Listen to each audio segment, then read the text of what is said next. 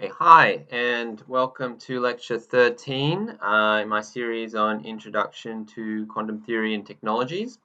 In the last lecture, we talked about Schrodinger's equation, which is basically one of the most fundamental equations in quantum mechanics. And what we learnt there is that actually any quantum process has a special kind of form of being a unitary matrix. And what we're going to do here this week is to use that fact and go on to our first lecture that's actually talking about quantum technologies. So this is like quantum computing and quantum information. And we're going to construct things like quantum gates, which are the most fundamental elements of a quantum circuit. This is kind of exciting because we're finally getting on into the quantum information part of the course. So let's get right into it. The backdrop here is, as I sort of explained in the first few lectures here in this course, is that recently, I'm talking about in the last, maybe 20 years, 30 years, people have been able to make increasingly controllable quantum systems. We talked about this Schrodinger equation that we had last week, and uh, quantum mechanics was invented in the early 20th century, and people knew that quantum systems behave in this way already. We already know this already for like 100 years or so. But this special Hamiltonian matrix, which this is the thing which tells you how the system is going to evolve, right? This Hamiltonian matrix is the thing that is determined by what kind of physical process you have in that you happen to have in your quantum system. And this was basically something that was in the early history of quantum mechanics, just something that is sort of given to you by nature, right? Say you have an atom, and then the kind of thing that you would do is to say that, well, an atom has electrons and positrons, and electrons and a positively charged nucleus, including protons and neutrons. And the electrons have some force field in this way because of the electronic attraction. And that would basically give you an idea of what this Hamiltonian here is. Right? But basically, as humans, we were entirely passive in this kind of process of, having this Hamiltonian, and we were just there as sort of observers um, to say that, okay, well, this system has this Hamiltonian, it's just there, and now we have this fancy theory called quantum mechanics to describe it, right? Um, but the change in the last, few decades is that this Hamiltonian here is increasingly something that you can actually, or experimentalists can actually make in the lab, and it's not just something that it's just given to you and it's just there. It's something that you can actively construct and engineer.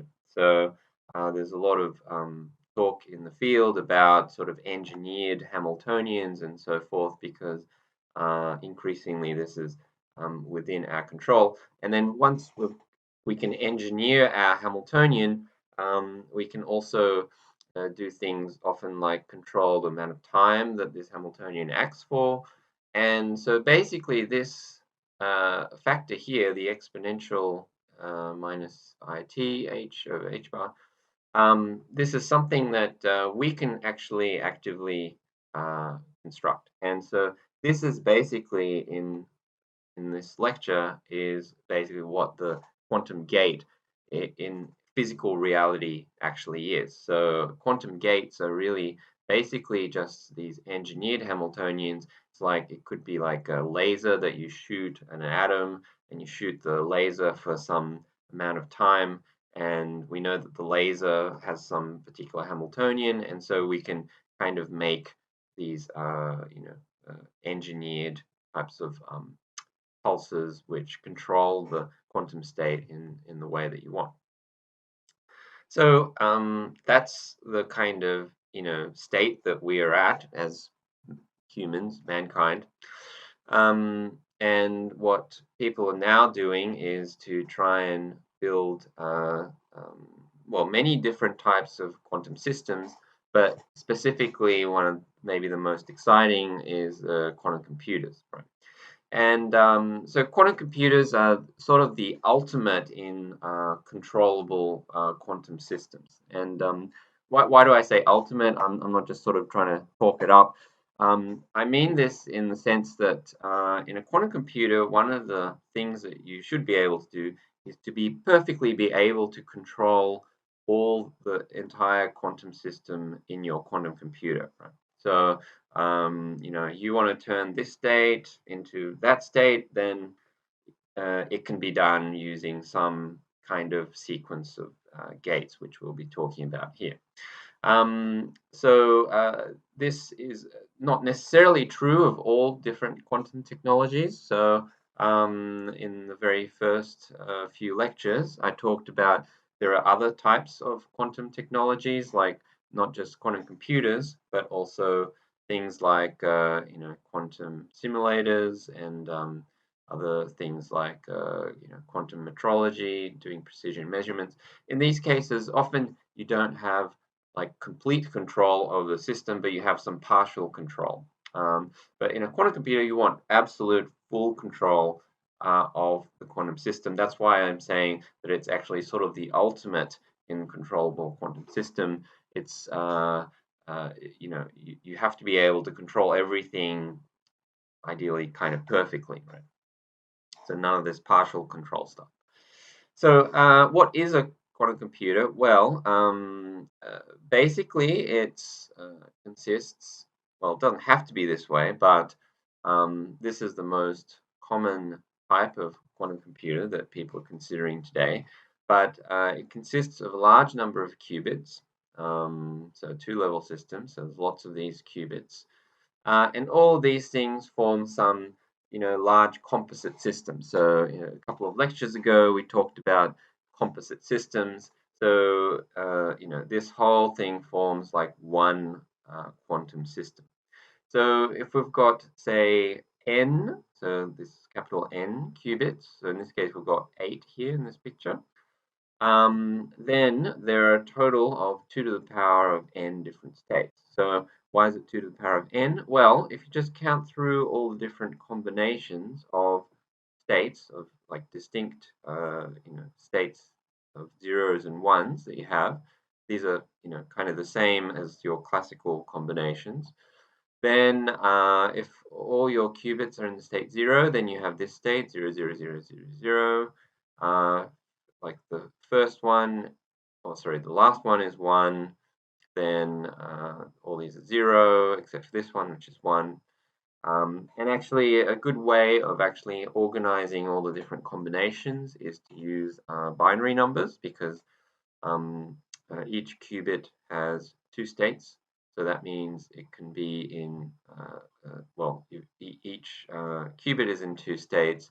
And so that gives basically 2 combinations on each qubit. And then another qubit gives you another 2 combinations, but it multiplies because there's altogether 4 combinations and so forth. And so if you write this in the binary representation, then it basically, the number already immediately tells you what the state is, right? So the binary 0, 0, 0, 0, 0, 0 is literally the state that you have, right? 1, 1, 1, 1, 1 is the state that you have. And if we convert this to something a little bit, numbers that we're more used to, we can just do a conversion from binary numbers to decimal numbers. So we can just start at 0, and this will go, in this case, up to 255. Right? So in this case, there are a total of 256 states, 6 because 0 is counted here. And so to the power of 8 is 256. Right. Okay, so we've got all these states, and so as before, we can make arbitrary linear combination, superposition of all these different 256 states, or more generally, 2 to the power of n states.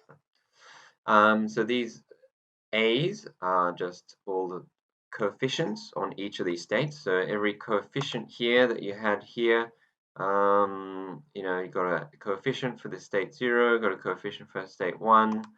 So these are your coefficients. And kind of a handy trick, you may or may not be familiar with this, but if you want to run through every single combination and there's like many of these variables, then all you have to do is just have this multi-sum running over each of the limits for each of these variables here. So for example, this nn, this is a binary variable, only goes from 0 to 1. So this sum itself just has 2 terms in it, but then if you have this multi-sum, it's got all the different combinations. If you're familiar with programming, then it's like having a for or do loop, nested for loop. You're probably familiar that if you've got nested for loops, then it runs through every combination. So if you've got a for loop inside a for loop inside a for loop, do loop, whatever you like to call it, then it runs through every combination. So basically same idea here. So we could write it like that, or we could also write it maybe a little bit more compactly and in the decimal representation, where here this m just runs through all the numbers that like we'd normally write, like 0 to 255. And so this sum just runs through all those different number of terms, and these coefficients a to the m, a subscript m, and that just is the coefficient for that particular state.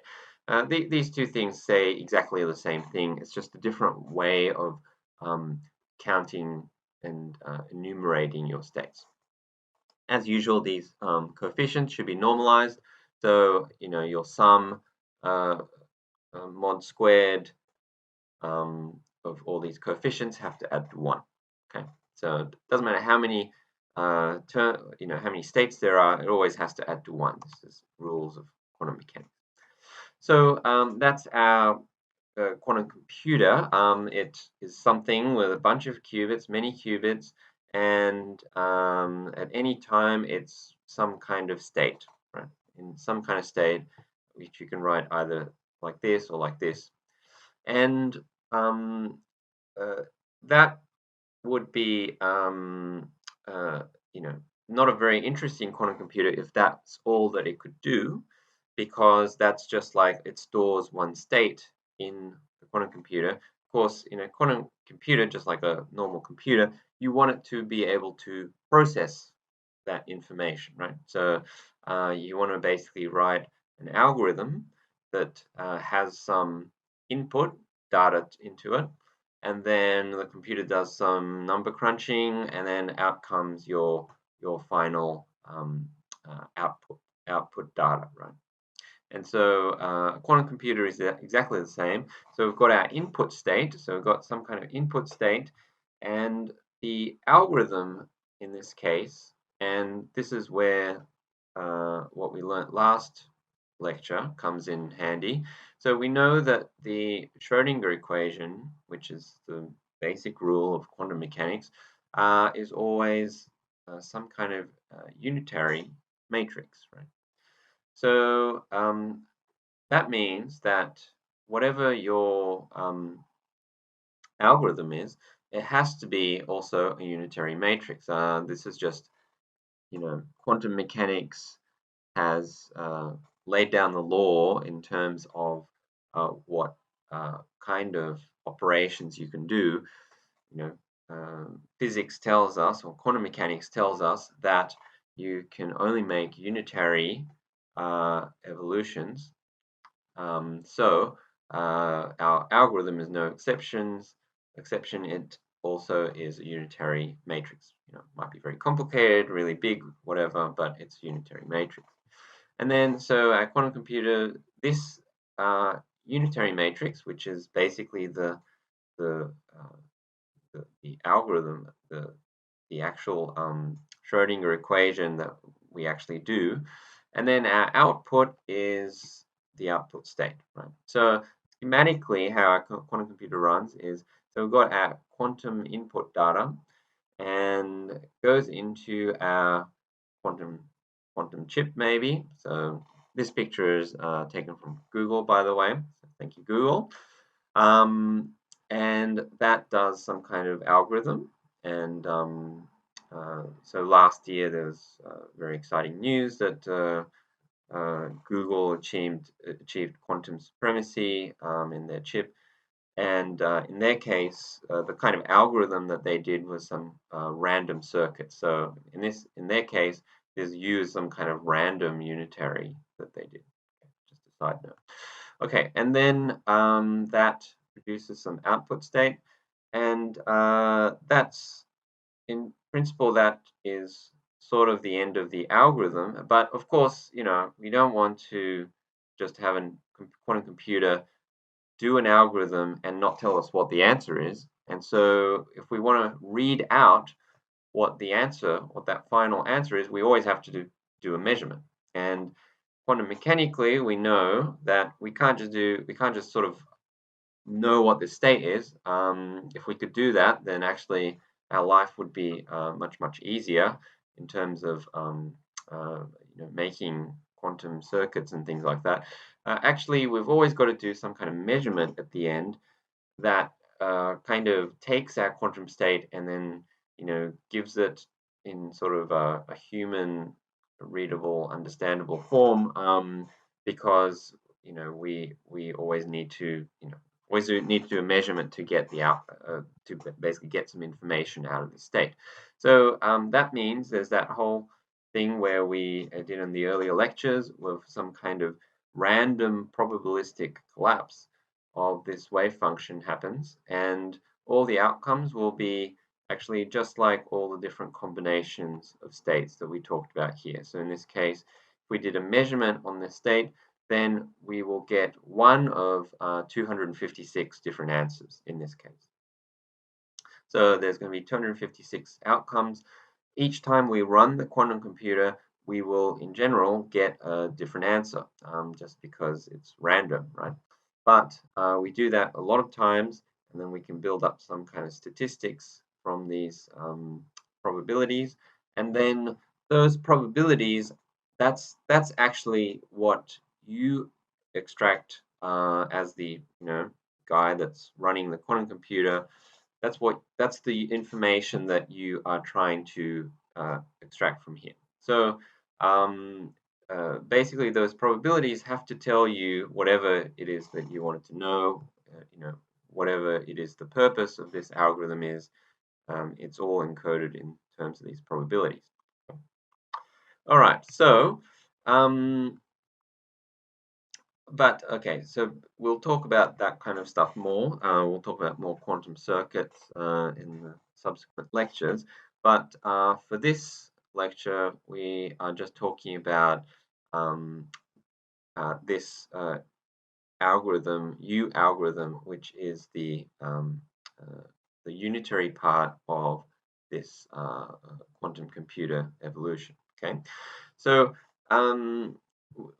I just took the equation that that I had on the previous page, and here you can also just equally rewrite this just in matrix form. So just to remind you, this output vector is of length 2 to the power of n. So in the example that I had a couple of slides ago, it's like 256. So, and the input is of course 256 too.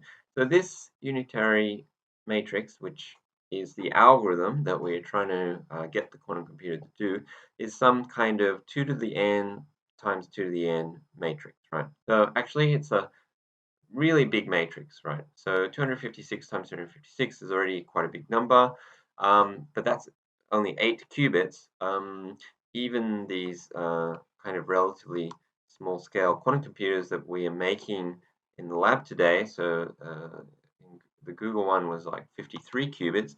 So this would be a matrix that's in principle 2 to the power of 56 times 2 to the power of 56. That's a huge number. I can't do the math in my head, but it's a very big number. So this is an extremely big matrix, and it's very complicated structure. So how do we I've talked about how we would make this evolution, which is basically the Schrodinger equation, using various Hamiltonians. But such a big matrix, it seems like we might have trouble in just making this matrix that we are trying to make, because what combination of lasers and things like that would you need to do in order to make this sort of completely general unitary matrix? Because there's an awful lot of different matrices that you could possibly have, right? So the strategy that we deal with this, and this is actually the same strategy as how you deal with this in a classical computer, is that we break down the algorithm into smaller parts, and we just do different combinations and different sequences of gates to make this completely general matrix here. So, the problem that I was just kind of alluding to here is also true in classical computers. This would be the same thing as in a classical computer, saying, okay, well, I have a general purpose computer. Now, what are all the different, algorithms that you could possibly make, and how would I actually construct them? So, of course, there's almost an infinite number of algorithms. Actually, strictly speaking, it's not infinite. It's something kind of similar to this matrix. Given that your computer has so many bits in it, you could actually calculate all the different possible algorithms that you could possibly make on the computer. But it's so big that it might as well be infinite, because you couldn't possibly just go through every possible algorithm that exists. So what we do with classical computers is that we build up algorithms from smaller components. So of course, so this is basically how programming works, right? So what you learn in programming, actually, there's not that many different types of commands that you have. It's really that it's all the different combinations that you could have. So in programming, you have for loops and do loops, and various if statements, and these types of logical steps. But it's all in how you put all this together, and then you can make basically any algorithm that you desire. So a kind of equivalent way of doing this is using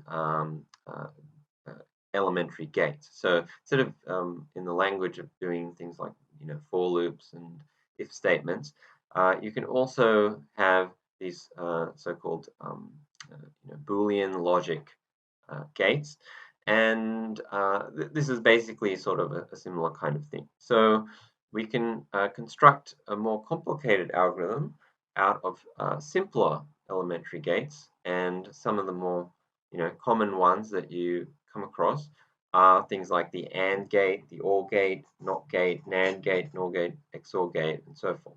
And each of these symbols are sort of associated with some of these. So by basically taking these simpler gates and using, say, the output of one gate that goes into another gate, and having a different sequence and combination of these gates, you can build up any algorithm that you like. And so quantum computers use that same kind of idea.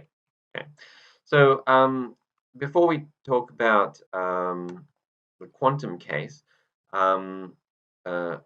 Oh, sorry. Okay, so right. So before we do that, what I want to mention is this concept of universality.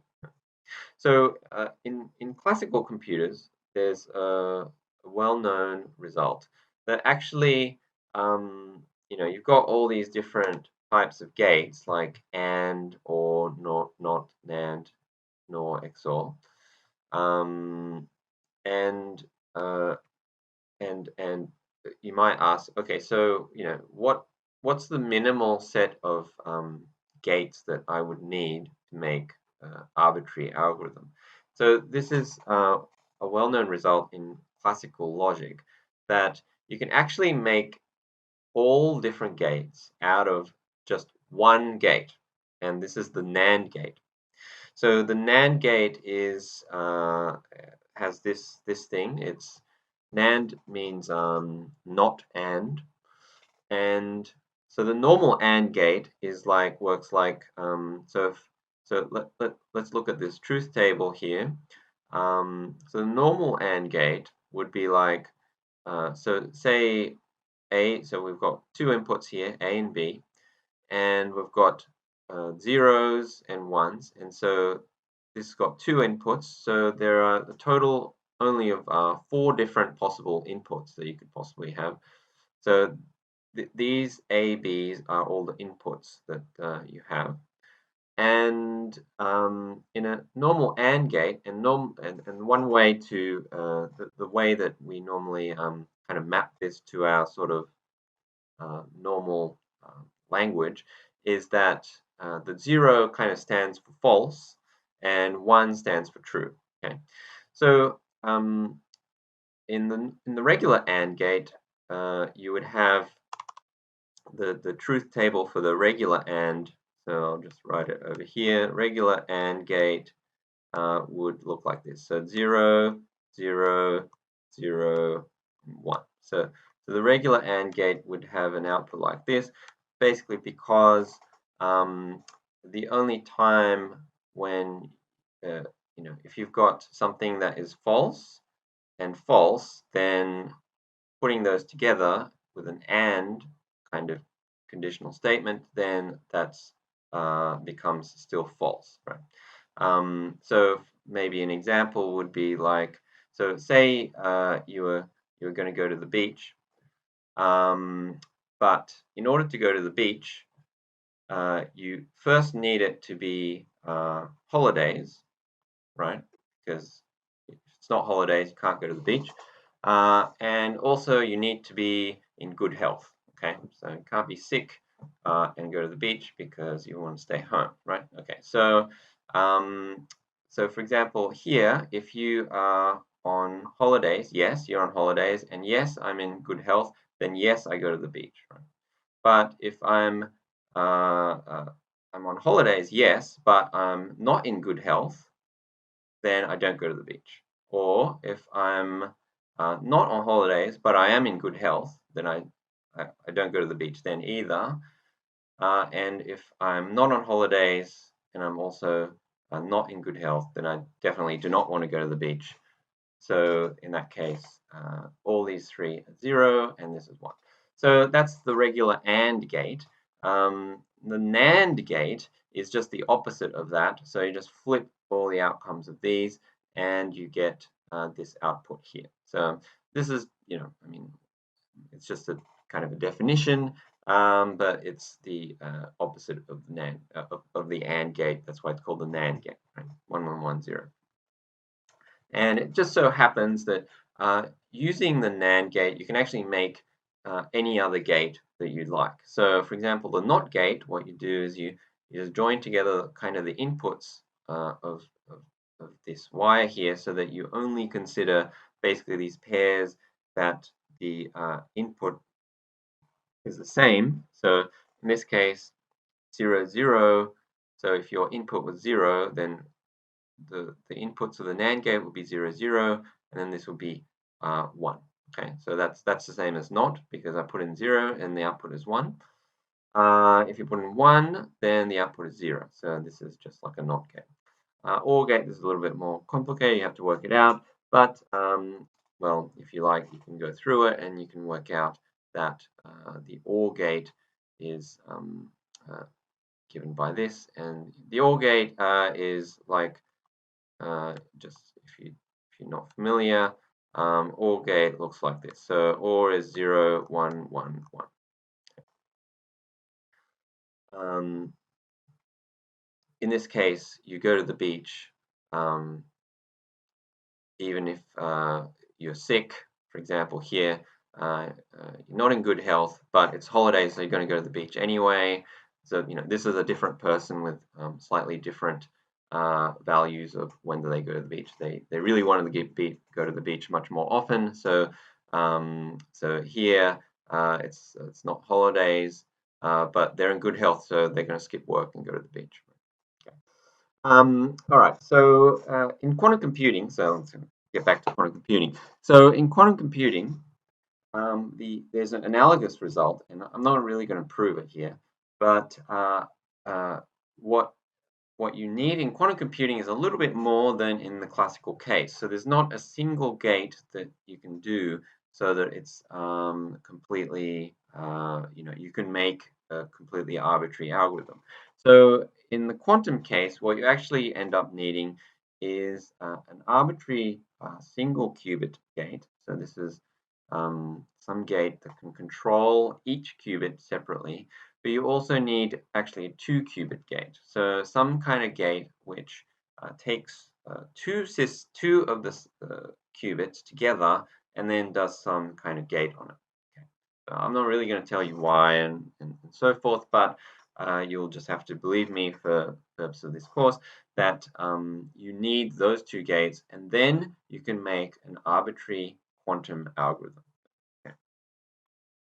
All right, so let's look at classical 1-bit gates first. So we're again going back to the classical case, just bear with me, but this will maybe help you a little bit into going from the classical case to the quantum case. Okay, so let's look at classical 1-bit gates. And before we do the qubit case, let's just list all the possible classical 1-bit gates. Actually, you can actually write all of the possible gates that you could possibly have in the classical case just on one page here. There's only 4 of them. So the first one is the case when I've got 1 input and 1 output, right? And the inputs are either 0 or 1. And so the first type of gate is the do nothing gate. It's the one where you just pass the input through to the output, and that's basically all it does. So this 0 goes 0 and 1 goes to 1. Okay.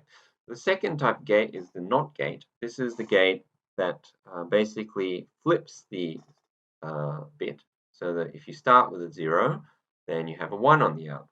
And if you start with 1, then you have 0 on the output. Okay, so this is called the NOT gate for obvious reasons. It's the opposite of whatever you put in, so it just flips whatever you have. You might be tempted to say maybe that's the only 2. There are in fact actually 2 more gates. There's the reset to 0 gate. Okay, so this is the kind of gate that basically outputs 0 no matter what you put in to the input. Okay, so you put in 0, it outputs 0. You put in 1, it still outputs 0. Just puts 0 out no matter what. Okay, so that's the reset to 0. And the reset to 1 gate is just like this one, except that the output is always 1. Okay, so those are actually all the different 1-bit gates that you could possibly have. Okay, so let's try and make some quantum versions of these gates. So for the first one, the wire, actually this is kind of easy. We can basically have what we can do is basically just kind of follow this input and output relation and just convert it into this kind of form of a unitary matrix, right? Or at least, we'll put it into the matrix notation, okay? So so basically, we're looking for a matrix such that it mimics this type of relation, right? So, I mean, you could do this even if you didn't. I mean, you could just sort of just about guess what this is, but suppose you had just no idea what the answer is. So let me just work through the logic with you. Okay. So what we need is, for example, we need something. So here's our matrix of what we're trying to work out what the quantum version of this one is, right? So our input is 0, which is the vector 1, 0. So what we need is that this thing is equal to 1, 0. Okay. So if we need this, if we have this thing as 1, 0, then what we kind of need is this one multiplies this guy, this top vector here, and so when this multiplies here, in order for that to be 1, this is what we want it to be. Um, and all right, okay, so hold on. Let me just delete this bit. So let me just write out what, if we multiply this guy here, is this thing is going to be A and C. So that I've just done the matrix multiplication here. So I've just multiply this 1, 0 by this one. And what we want is that this thing to be equal to 1 and 0. Okay. So in order to do that, obviously we need A0 and C, sorry, A1 and C0. Yeah. Okay, so now we can redo that. So now we've worked out that A0 and A is 1 and C is 0. Now let's do the second one. So we also need this 0, 1. We need this thing. And if we do that matrix multiplication, this will be B and D. And what we need is that this thing is equal to 0 and 1. Okay. So again, B has to be 0, D has to be equal to 1. And so the matrix that this thing has to be is that matrix there. That is the identity matrix that we came across in the sort of linear algebra part of this course. And you might be thinking, well, okay, that matrix does follows this truth table, the input output. But what about a more general quantum state? Quantum states, they aren't just 0 and 1. They could be some superposition. So we can see what this does on a more general quantum state now that we've worked out what the matrix is. So if we just apply this I on a more general quantum state, then it is this, and it just outputs the same state. So this is totally legitimate quantum gate, because this matrix here is actually a unitary matrix. It's actually just the matrix that basically literally does nothing, actually. So it's just a wire. It just basically takes your quantum state, and just returns the same quantum state. So not very exciting, but it's totally valid as a quantum gate. So here, that's our first quantum gate. Okay. Okay, so let's look at another example. So in this case, let's look at the quantum version of the NOT gate. Okay, so we can do the same kind of thing as we did before. So we've got A, we don't know what the matrix is yet, although I've written it there. So what we'd be doing is we'd be like saying, okay, so what we need is for this guy, which is the input of 0 state, to be equal to, the output has to be equal to 1. Okay, so that's what we want it to be. Now, if we do the matrix multiplication, this thing would be A and C. So again, what we'd work out is that A is 0, C is 1. And just like in this step here, doing the second state, what we'd work out is that I think B would be 1 and D would be 0. Okay, and then so that basically gives us this state here. And if we apply that to a more general quantum state, we can see what it does. So here's our more general quantum state. It's alpha beta multiplied by that, and we get a state that's like beta alpha. And again, this is a perfectly legitimate quantum state, and so there's basically no problems with making a quantum version of this. So now let's try it with these uh, other two states, okay? And essentially the kind of matrix that we're going to have here, and we can work this out, I guess. So this one here is actually the same as this one. So if we were trying to work out what this matrix is, we'd get the same result here because the input and output are exactly the same. So we'd get that A is 1 and C is 0. So let's just write that in. Okay. Over here, we actually need that 1 is 0, 1 goes to 0, okay? So in this case, we'd actually get the same numbers as we get here, okay? So this is the matrix that would correspond to the reset to 0. And you can see that this works because if you multiply this matrix here, this U0, by some arbitrary state. Let's take that alpha beta state again. And so I do my matrix multiplication here. I'm going to get alpha plus beta and 0. Okay. So this is actually a bit of a problem in this case because alpha and beta, this is some kind of normalized vector. But you can see that the output of this may not be actually normalized in some cases. So for example, let's take the case when, say, alpha and beta are equal to square root of 2. Okay. Okay, in this case, then my output vector here, this guy here, is going to be equal to alpha plus beta. They're both 1 over square root of 2. So it's 2 times 1 over square root of 2. That's actually root 2. Okay. And this one is still 0. Okay, so root 2 is not 1. This is clearly not normalized. So what's happened is that I've applied this gate. I've got some kind of unnormalized state.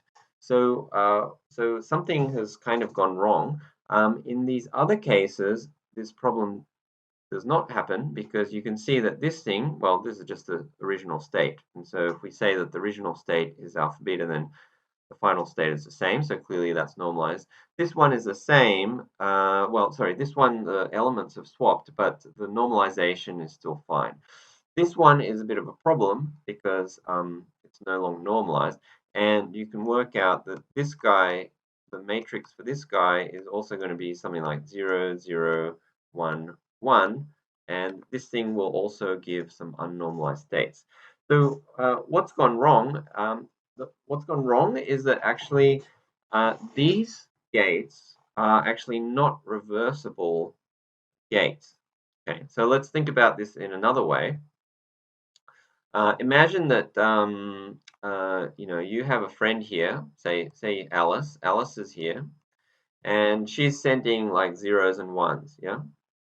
And you both know what the gate is.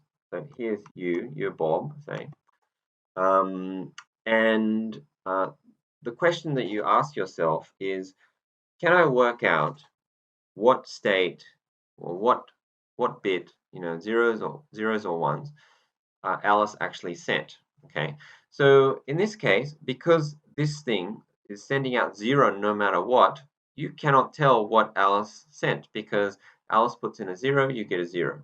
Alice puts in a 1, you still get 0. So you don't know what Alice got. Even if you know what this gate is, you just get zeros all the time, so you have no clue of what Alice is sending. So this is a sign that it's not reversible, right? Because you couldn't do a different gate to kind of undo whatever it is this gate was doing.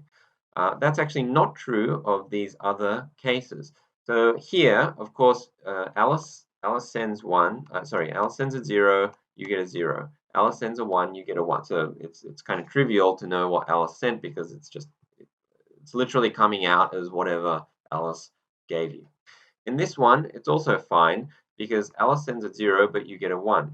Alice sends a 1, but you get a 0. So it's just flipped. So, you just reflip it. You just flip it once more, and then you got whatever you had.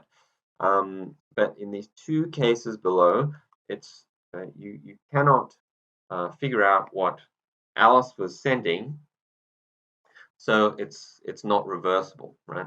And if it's not reversible, it's not unitary. Okay, so this is one of the properties of something being unitary is that it's always reversible. If you cannot reverse it, then you cannot write it as a unitary matrix. So basically, this is not a unitary matrix, and this is not a unitary matrix. This is a unitary matrix. This is a unitary matrix. Okay. So that's why you can do these first two as quantum gates, but not these last two. All right, so I just write here, these are not reversible, so a unitary gate cannot be made for these. Right. Okay, so now let's actually introduce a couple more 1-qubit gates. So in the classical case, for classical computers, those 4, including those do reset to 0 ones, those 4 gates are all the gates that you can possibly have. Actually, in the quantum case, you can have many more different states because quantum mechanics has kind of more degrees of freedom. You can do more things with quantum mechanics. So, in addition to those, the first two, the wire and the knot, we can actually have. I'm going to introduce just 2 more. Actually, you can have even many more, as I think I'll show you in the next slide. But these are 2 very common types of single qubit or 1-qubit gates that you have. So the next one that you have is the so-called phase flip gate. And in this case, basically the action of this is to flip the sign of one of the elements. In this case, it's the coefficient of the state 1. Okay, so this thing is a diagonal matrix, meaning that it's got ones, something on the diagonals, but zeros otherwise. And so basically, if you put in a state with coefficients alpha and beta, this will come out with alpha and minus beta. And you might be wondering, so is this reversible? So yes, it's reversible. We can do this in sort of a mathematical way. The check for unitarity, so this is being unitary is really the we need that in order for it to basically for it to be some kind of valid quantum mechanical evolution. So that the test for this is that you take whatever matrix that you have, you take the dagger of that, so Z dagger, and then you multiply it by the matrix. And then if you get the identity, then it's unitary. So that's a mathematical definition of unitarity. And then you can check that a matrix satisfies that relation. Okay, so we can just do that. We can check that. Now, if you take the complex conjugate of this, and remember that means you flip the sign on all the i's in there. So if there's a complex I in there, then you flip the sign, and then you do the transpose. Okay, transpose it around this axis here. Now, because everything it's actually symmetric, you replace this 0 with that 0. That goes there. That goes there. It's the same matrix actually. So the Z dagger is equal to Z in this case. So Z dagger times Z is actually equal to Z squared. And if you work out what Z squared is, actually this is equal to I. So it is unitary. Now you can just sort of see that actually it's reversible because basically all that's happened is that you have flipped the sign on the second one. So if we want to undo that, we just have to flip the sign again. So if we flip the sign twice, then we'll get whatever the initial state is. So we can actually kind of pretty easily see that it's reversible in this case. Now, maybe one of the most important single qubit gates is actually this one, this one that's called Hadamard, Hadamard gate. Presumably, this is named after uh, Mr. Hadamard. I believe it's Mr. Hadamard. Yeah. Um, and this matrix looks like this. It's 1, 1, 1 minus 1. And what basically this does, and the most important part of this is that it can make superpositions from states which are not superpositions. So this is the way that it's most commonly used. You have your Hadamard gate, and you, as the input state, you have 0, and then so you apply that to this matrix, and if you just do your matrix multiplication, you find that it's 1, 1 in the superposition state. Okay? So it takes just your normal boring old 0, but it makes a superposition. And this superposition is where all the magic happens in quantum mechanics. So that's why in many quantum circuits, often the first step is Hadamard, Hadamard, Hadamard on all these qubits, and then that makes a nice superposition of all the different states. Okay, if you put in 1, you still get a superposition, but you get a minus sign.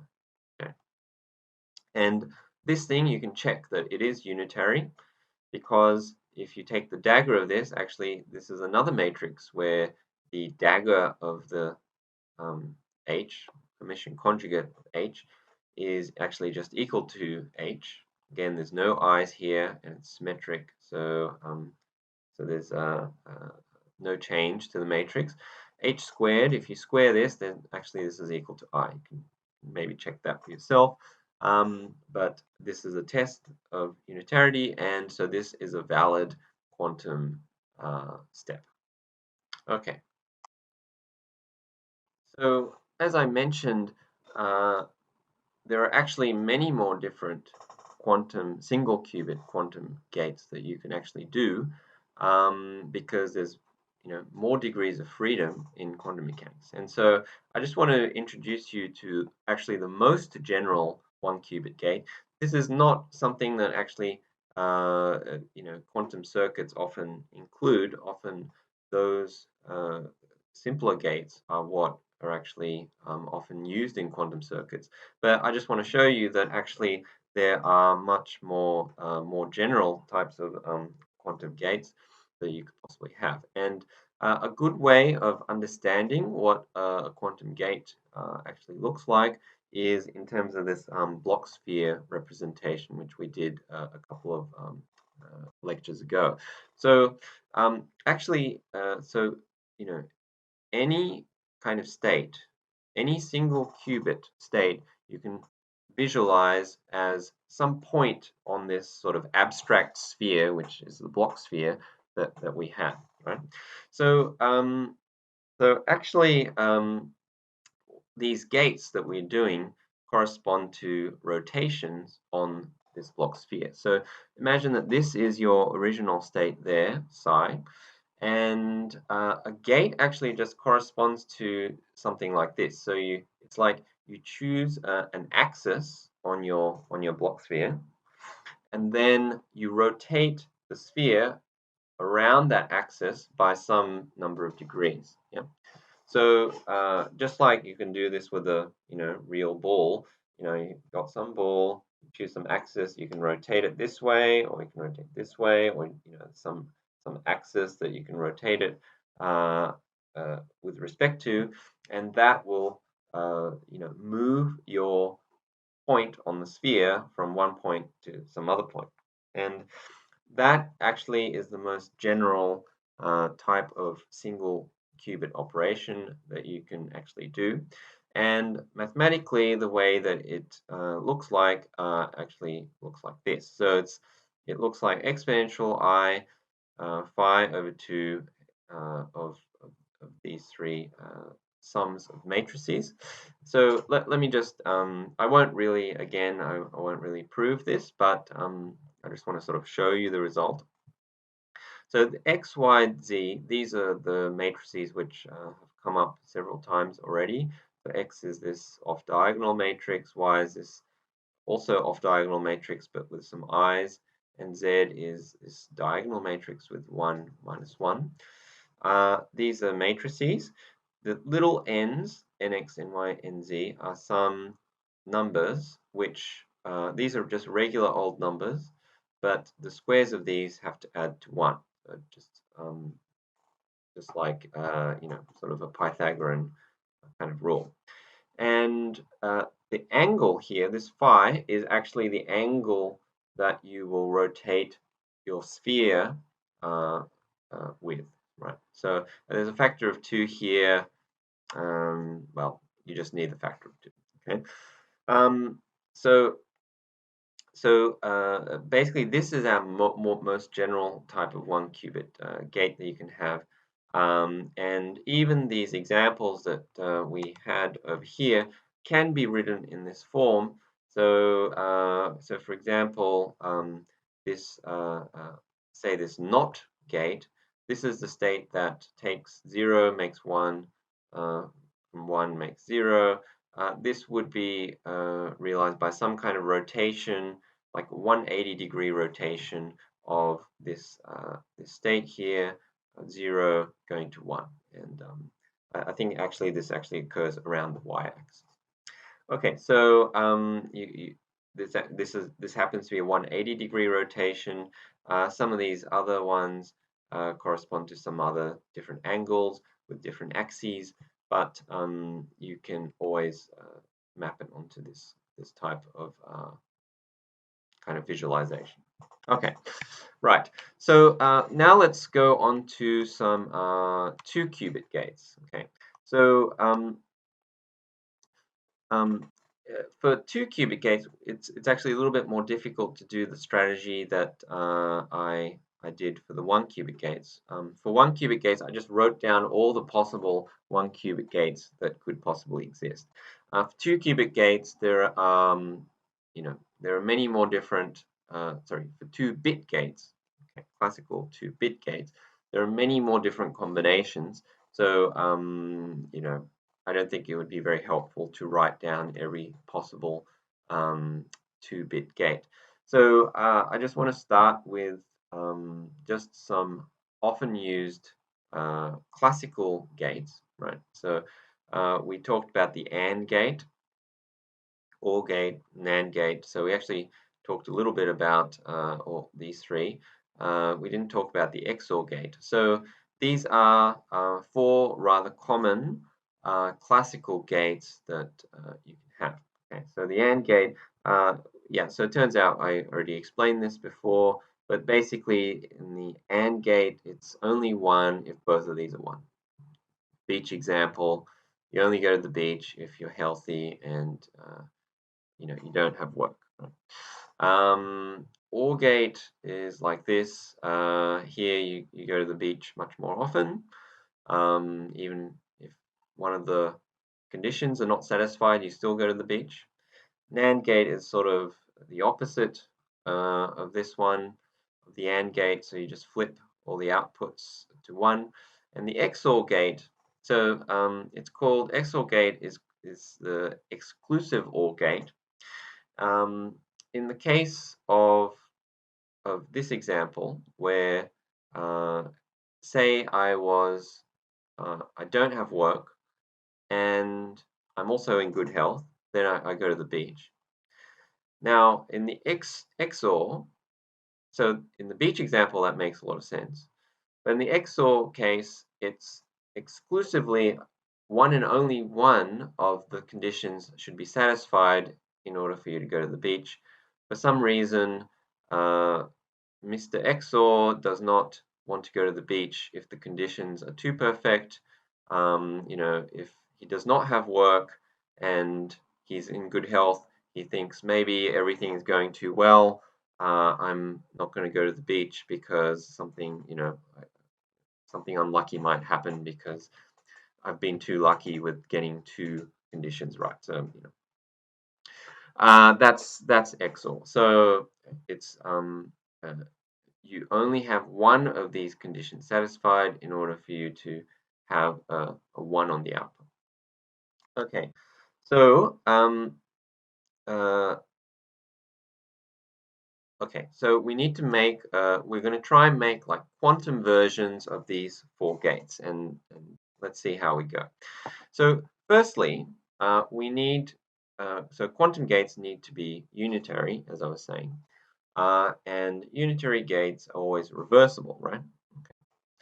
So here's our inputs and here's our outputs. Well, um, you can probably easily imagine that, well, if I've only got one output, how am I possibly going to make this reversible, right? So here it's clearly not reversible because say, I cover, I don't know what's going to happen in the input and I'm just looking at the output. I'm getting zeros and ones, right? There are actually 4 different inputs, right? 4 different input combinations, but only 2 different output combinations. I'm never going to be able to reverse this because it's it's obviously I've only got 2 combinations to guess 4 inputs, right? So it's none of these are going to be reversible because I simply don't actually have enough output combinations to guess the 4 inputs. So we can actually fix this problem in a very simple way by doing the following. So all we do so that we can have at least 2 output bits is to just copy one of these inputs out to the output.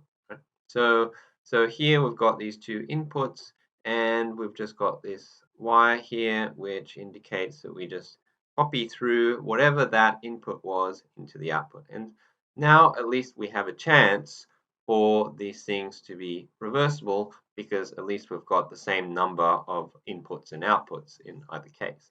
So in this case, I've just added an extra column here to this input and output truth table. And all I've done here actually is to copy this column here, the one that's labeled in1, which is the first input of this input, 2 input bits, to the output here. So everything here is exactly the same, 0, 0, 1, 1, and this is 0, 0, 1, 1. And this column here is as we had before. This is the AND gate, so it's 0, 0, 0, 1, and so forth. So here I've just copied in1 here, which is exactly the same as this column here. This in1 is the same column as this one, and this in1 is the same column as this one.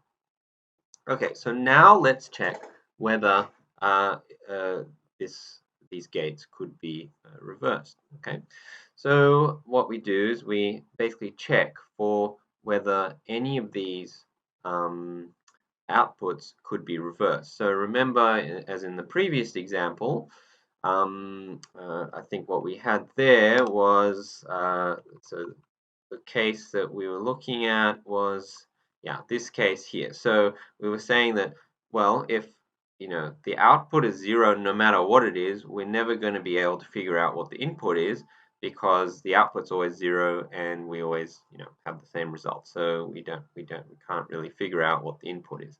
So likewise, so here, if any of these output combinations, so we're going to regard these orange ones as the outputs, right?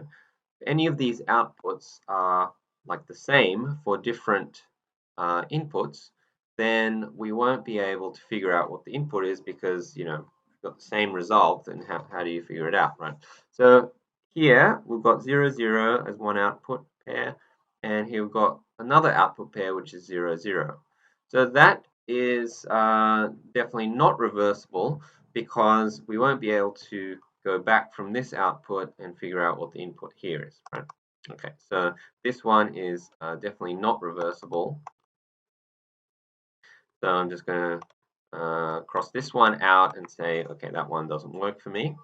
Now, what about this guy? So we can look at the output pairs here, 0, 0, okay, fine, 0, 1, good. But we've got 1, 1, and 1, 1. Again, we've got the same outputs, so we can't reverse that because there's no way that you'll be able to tell what the inputs here were just based on these outputs. So, okay, so this one also does not work. What about the NAND gate? You've got 0, 1, 0, 1. Immediately, this one also fails. So this one will also not work.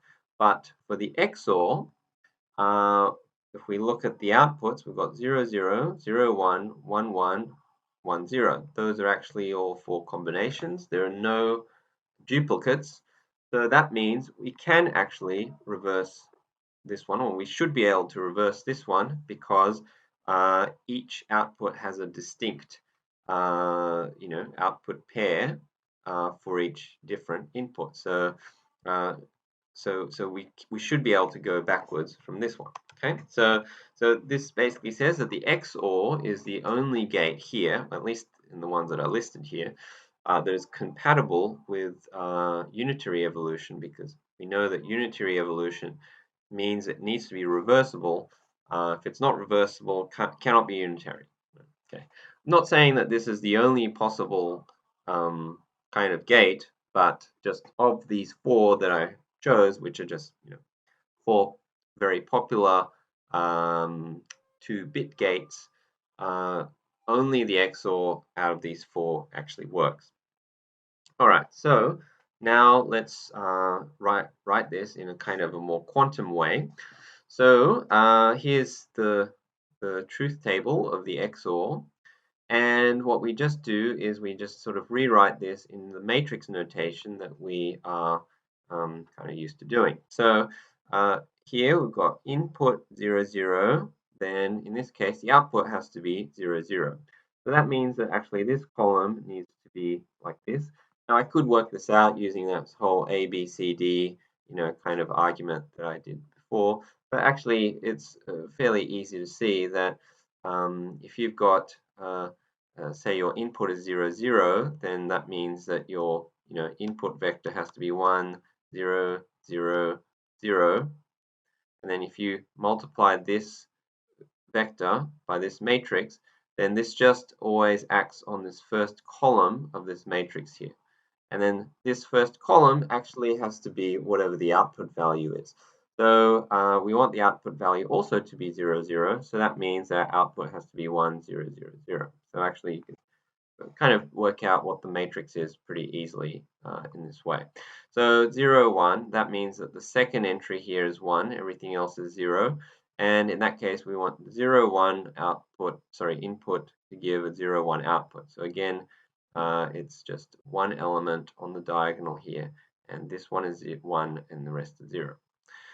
Here we've got something a little bit less straightforward. We've got a 1, 0 input, but then a 1, 1 output. Okay, so in this case, the third number here is 1. So we're talking about this column here, and we want the output there to be 1, 1, not 1, 0. So this time it's not going to be on the diagonal, which is the thing that just gives exactly the same state. So it needs to be 1, 1. So here it's this element that's going to be 1. For the input state 1, 1, the output has to be 1, 0. So in this case, we're looking at the fourth column, and this is the term that needs to be 1 in order for the output to be 1, 0. So this is our matrix that we should have. So this is going to be our quantum version. And if you like, you can go and work out that this thing is unitary by basically explicitly working out this relation U dagger C naught U C naught. This thing has to be equal to the identity matrix. Okay, so you can go and work that out yourself, but if you do that calculation, then you should see that it's unitary. And if you multiply a general quantum state, so I'll just put A, B, C, D as my coefficients of the quantum state, then what this does is basically to kind of flip these last 2 entries here. So our state A, B, C, D kind of becomes A, B, D, C. Okay, and so that's kind of what it does to a general state. And this has a kind of a special symbol in the quantum circuit language. It looks something like this, and it's got like a black dot on one side and then a kind of an open circle with a cross through it for the other one. So the reason why it has this kind of funny looking notation is that there's sort of another way to kind of understand intuitively what this is, And this will actually tell us why this is called this so-called C-NOT gate. So the C-NOT gate stands for controlled NOT gate. So basically what this means is that it's a lot like our regular NOT gate, which is just a 1-qubit gate, but it's controlled.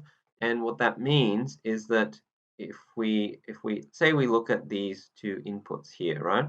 So what is happening here is that firstly, this column is just a copy of this column, so there's nothing happens to it, right? But for this one, if we look at the cases that it's 0, then this is 1, 0, and 1, and the output is also 0 and 1. So in the case that the input 1 is 0, basically this is just the same. Nothing happens to the input 2. But if looking at the case that the input is 1, then this 0 becomes 1 and this 1 becomes a 0, just like a NOT gate. So basically this is a lot like a NOT gate, except that it's only a NOT in the case when the first qubit is equal to 1.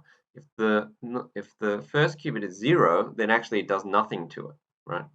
So this is why we draw it like that. This thing is called the actual, like the control qubit. It's called the control because this is the first qubit, which is this one, which controls whether the second qubit is going to have a NOT operation on it.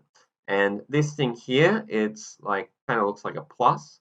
And plus actually is kind of another way of writing NOT because in binary logic, if you have 0 plus 1, 0 plus 1 is equal to 1, but 1 plus 1 is equal to 2, which is equal to, in binary language, 10 or 1, 0. And if we just look at the second qubit, then in this case it's 1, in this case it's 0. So if we look at here, so basically 0 becomes 1 and 1 becomes 0. So just like a NOT. So actually plus 1 is sort of actually the same thing as a NOT gate in a binary language. So that's why this looks like a little bit of a plus. It's inside a little circle here, and this is basically kind of like a NOT gate. And this line here is telling you that it's kind of controlled by the first qubit. Okay, so that's the so-called C-NOT gate. This is actually maybe one of the most important gates in quantum circuits. You'll see these things all over the place when you see a quantum circuit, and it's kind of a vital component because it's it's something that creates entanglement, as we'll see in this example here. Okay, so let's just do a quick kind of quiz question here, and maybe you'd like to just sort of work this out yourself before I show you the answer on the next slide. But basically the question is just a very simple one. So say I start with this state plus and 0, and then I apply C0, this C0 gate. So what happens to the state? Okay, so the answer is like this. So we can do this sort of one of two ways. So let's do it maybe a kind of more straightforward way first. Which is like using the matrix directly. So I've already kind of written what the matrix is here for you. So if I just write down what this state is in terms of matrix language, then this is 0, 0 plus 1, 0, because remember plus is the state which is like 0 state plus 1 state. And so this is 0, 0 plus 1, 0. And my convention here is I wrote it over here, but convention is at 0, 0, 0, 1, 1, 0, 1, 1. So that means that the first and third elements are 1 and the others are 0.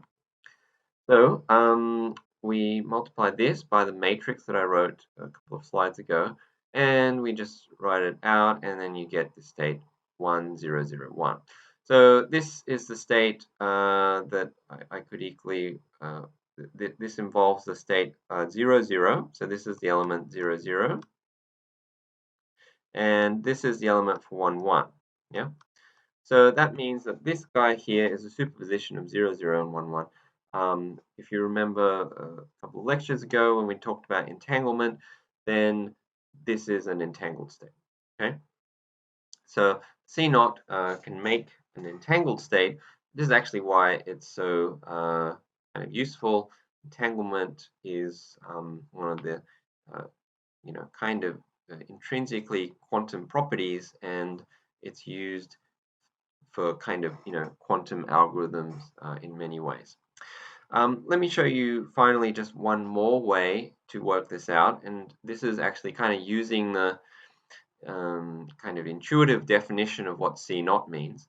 So C naught, so we've got our C naught gate, and let's just write out the state first. It's 0, 0, and 1, 0. And the C naught gate, as I said, it's like what it does is to flip the second bit here. Well, the second bit here is the 0 one, right? So it flips the second bit only if the first bit is 1. If its first bit is 0, then it doesn't do anything. Okay, so we can just kind of use that somewhat, heuristic kind of definition just to work out what the state is, because basically, okay, first qubit is 0, then it does nothing to this. Okay, so that's why that's that. The first qubit's 1, it's going to flip this. So that means that the second one here is flipped to 1, and as usual, the first qubit here is always just left alone. So you can work out basically what this is without doing the matrix multiplication. Okay, so that kind of finishes up this lecture. I think for the next lecture, we'll actually go deeper into quantum circuits. But as usual, if you have any questions, then please get in contact, and hope this helped you to understand some basics of the quantum gates. Okay, so see you next lecture.